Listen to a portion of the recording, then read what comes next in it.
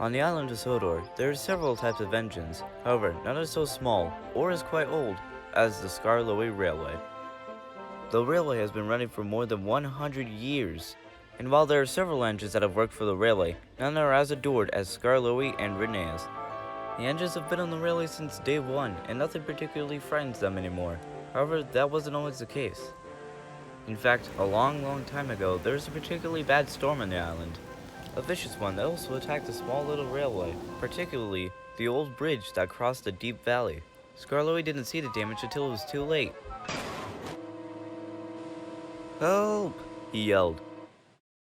Help soon arrived, and the bridge was repaired. However, they left one of the workmen's vans stranded on the bridge, by accident of course.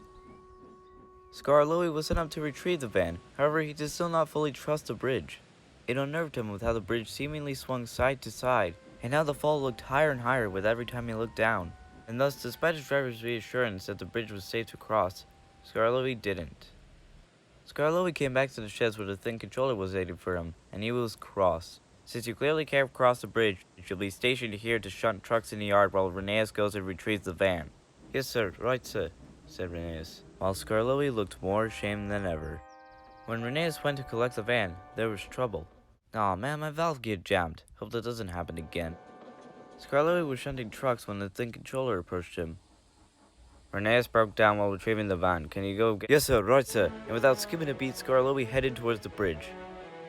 Skarloey got to the bridge where Renee sat, and despite the bridge still wobbling and the drop seeming higher than ever, he still persisted towards the engine that he considered a brother.